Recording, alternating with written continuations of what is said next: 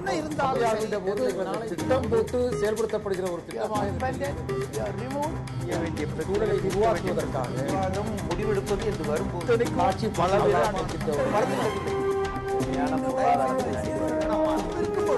எதிர்த்து பேசிட்டு வெங்கடேஷ், அதாவது 4% எதுக்கு சட்ட புத்தகம் தூக்கி போடலான்ற வேற ஒண்ணுமே இல்ல. பாத்தீங்களா, இது எந்த விதத்துல நியாயம்?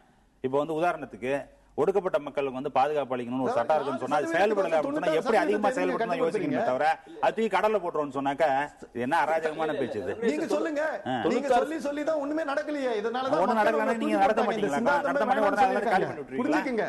ஒண்ணு நடக்கலன்னா காலி பண்ணி விட்டுருவீங்களா? ஒண்ணுல பொது விநியோகத்துல லீக்கேஜ் பொது விநியோகத்துல லீக்கேஜ் இதே எக்ஸ்டெண்ட் பண்ண மாதிரி செய்வாங்க. பொது விநியோகத்துல லீக்கேஜ் பொது விநியோகத்தை க்ளோஸ் பண்ணுவாங்க.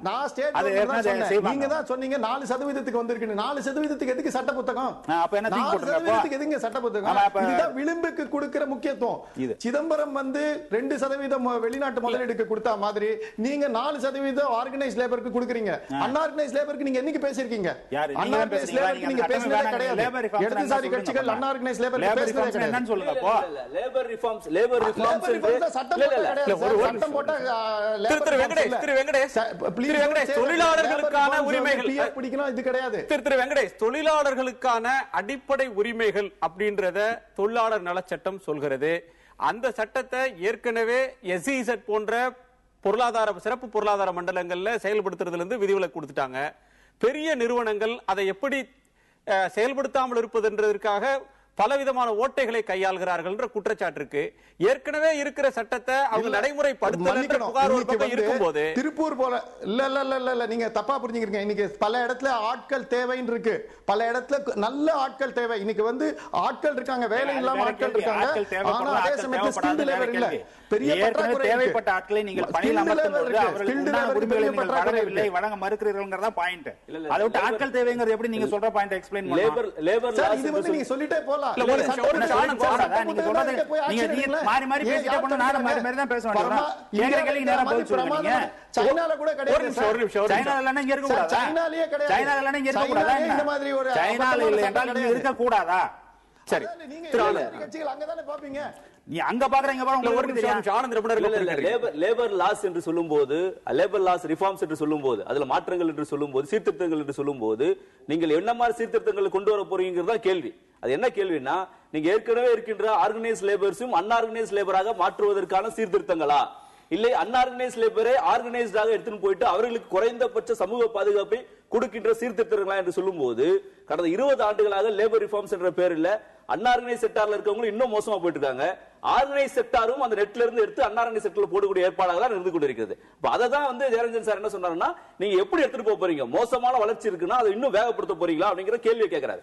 லேபர் ரிஃபார்ம்ஸ் என்று சொல்லும் போது இன்னும் கான்ட்ராக்ட் லேபர், இன்னும் கேஷுவல் லேபர் என்று போய்கொண்டே இருந்தால் இந்தியாவோட பொருளாதார வளர்ச்சி ஷேர் மார்க்கெட்ல இல்லங்கிறது எல்லாரும் ஒத்துக்கிறோம். இப்போ ஆனா ஷேர் மார்க்கெட்ல இல்லன்னு சொல்லும்போது கான்ட்ராக்ட் லேபரும் கேஷுவல் லேபரும் 1000 2000 கொடுத்தீங்கன்னா இந்தியாவோட வளர்ச்சி எப்படி இருக்குங்கிற கேள்வி தான் நம்ம கேட்கிறோம். பொருளாதாரம் தெரிஞ்சவர்களுக்கு பேசுற விஷயங்கள் தானே அது.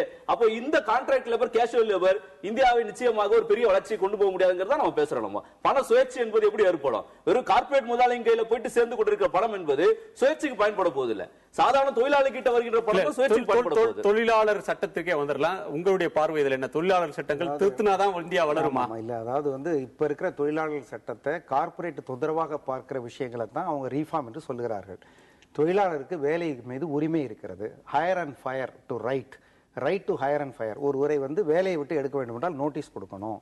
அவர் ஒரு நிரந்தரமா வேலை செய்யற வேலையை விட்டு அனுப்பிச்சு அவருக்கு காம்பன்சேஷன் கொடுக்கணும். இத்தனை ஆண்டுகள் வேலை செய்தா அவருக்கு கிராஜுவிட்டி கொடுக்கணும் என்றெல்லாம் இருக்கிறது.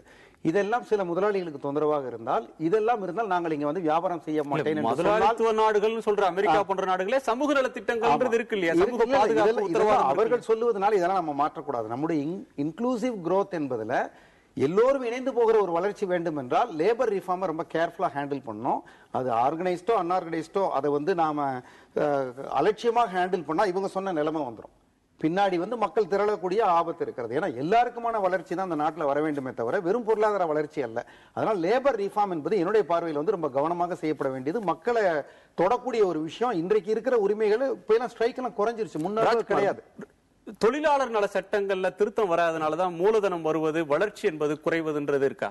கண்டிப்பாங்க. அதுல மேனுஃபேக்சரிங்ல நிறைய சேஞ்சஸ் வர வேண்டியது இருக்கு. ஆனா இப்ப இருக்கிற சட்டங்கள் எல்லாம் ரொம்ப ரொம்ப பழமையானவை, ரொம்ப நாளைக்கு முன்னால பண்ணது. அதுக்கப்புறம் தொழில்கள் எல்லாம் பலவேறு நிறைய சேஞ்சஸ் ஆயிருக்கு, வேற மாதிரி தொழில்கள் வந்திருக்கு, அந்த மாதிரி நிறைய சேஞ்சஸ் வந்திருக்கு. இப்போ செக்டார் ஸ்பெசிஃபிக்கா இப்போ கார்மெண்ட் இண்டஸ்ட்ரி அப்படின்னு சொன்னா அதுக்கு சில தேவைகள் எல்லாம் இருக்கு. இப்போ ஒரே லேபர்லா எல்லாத்துக்கும் ஒரே மாதிரி அப்ளிகபிளா இருக்கிற மாதிரி இருக்கு. செக்டார் ஸ்பெசிஃபிக்கா இண்டஸ்ட்ரிக்கு தகுந்தாப்புல சேஞ்சஸ் எல்லாம் வரும். இதெல்லாம் தான் ரிஃபார்ம்னு சொல்றோம். நம்ம இஎஸ்ஐ கொடுக்காமையோ பிஎஃப் கொடுக்காமையோ இதையெல்லாம் தடுக்கிறதுக்கு யாரும் எல்லாரும் அதெல்லாம் கொடுக்குறாங்க. ஒன்லி திங் சில அவங்களுக்கு நடைமுறையில் இருக்கிற சிக்கல்கள் எல்லாம் சரி பண்றக்கூடிய ரிஃபார்ம்ஸ் தான் எல்லாம் கேட்டிருக்காங்க.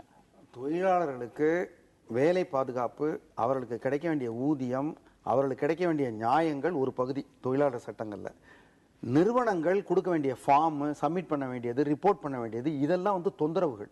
ஃபார்ம் எஸ், எஃப், எம், ஏபிசிடியில் எத்தனை இருக்கோ அத்தனை ஃபார்ம் கொடுக்கணும், நின்னா தொட்டா ஃபார்ம், இதெல்லாம் ரிஃபார்ம் பண்ணணும். இதுதான் கார்பரேட்டுக்கு தொந்தரவு. இந்த மாதிரி ரெட்டே பிசத்தை குறைக்கணுமே தவிர ஊழியர்களுக்கு கிடைக்கக்கூடிய பலன்களை தவறாக லேபர் ரிஃபார்ம் என்று புரிந்து கொண்டு தொட்டால் அது பொருளாதார வளர்ச்சி இல்ல, மக்கள் வளர்ச்சிக்கு அடிப்படை தொந்தரவாயிடும். வெங்கடேஷ் குறுக்கிட்டீங்க, நீங்க சொல்லலாம். அதாவது 4% மக்களுக்கு தான் இந்த சட்டம் இருக்கிறது, 96% மக்களுக்கு இல்ல. அந்த 96% மக்களுக்கு கொண்டு போய் சேர்க்கிறது தான் லேபர் ரிஃபார்ம்ஸ் நான் சொல்றேன். ஒண்ணு. ரெண்டாவது, இன்னைக்கு டிஸ்இன்வெஸ்ட்மெண்ட் பத்தி அருண் ஷௌரி சொன்னார்னு நண்பர் கூறினாரு. குஜராத்தில் நீங்க எடுத்து பாத்தீங்கன்னாலும் சரி, பொது நிறுவனத்தில் இருக்கிற பொது துறையில் இருக்கிற நிறுவனங்களா இருக்கட்டும், இல்லைன்னா தனியார் நிறுவனத்தில் இருக்கிறதா இருக்கட்டும், மோடி அவர்கள் பொது நிறுவனத்தில் இருக்கிற பப்ளிக் செக்டர் அத்தனைத்துக்கும் கவனம் செலுத்தி குஜராத்ல எல்லாமே கிட்டத்தட்ட ப்ராஃபிட்டபிளா தான் நடத்திருக்காரு. அருண் ஷௌரி கட்சியில கூட இல்ல, அவரோட கருத்தை கட்சியோட கருத்தா எடுத்துக்க வேண்டாம். என்ன பொறுத்த வரைக்கும் பொது நிறுவனங்கள் லாபகரமாக செயல்பட வேண்டும், எஃபிஷியன்டாக இருக்க வேண்டும். தனியார் நிறுவனங்கள் மக்களோட நலனையும் பாதுகாக்க வேண்டும். இது ரெண்டு கருத்து முரண்பாடானது அல்ல. ஒரு பப்ளிக் செக்டார்ல இருக்கிறது ஏதோ அது எங்கேதோ காசு வரும், அது பாட்டு எங்கேதோ போகுன்றது இல்லை. அதுவும் லாபம் சம்பாதிக்க வேண்டும், நியாயமான லாபம் சம்பாதிக்க வேண்டும். தனியார் துறை லாபம் மட்டும் சம்பாதிக்காமல் ஒரு மக்கள் நலத்தையும் முன்னால் வைத்துக் கொண்டுதான் அதுவும் செயல்பட வேண்டும். நன்றி வெங்கடேஷ். நீங்கள் சொல்வதை பார்க்கிற போது அருண் ஷௌரி கருத்தை நீங்க நிராகரித்து விட்டு நீங்க சொல்றது வேறு ஒரு திசை, ஒரு பரிமாணத்தை தருது. ஏர் இந்தியா உள்ளிட்ட அரசு பொதுத்துறை நிறுவனங்களுக்கு இது ஒரு மறுமலர்ச்சிக்கான காலம் என்பது போன்ற ஒரு சிந்தனையை நீங்க தர்றீங்க. தொடர்ந்து விவாதிக்கலாம். ஒரு சிறிய இடைவேளைக்கு பிறகு நேர்பட பேசு தொடரும்.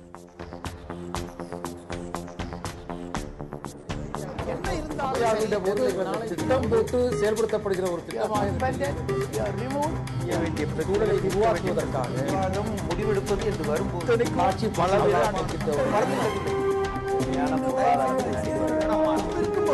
எதிர்த்து பேசிட்டு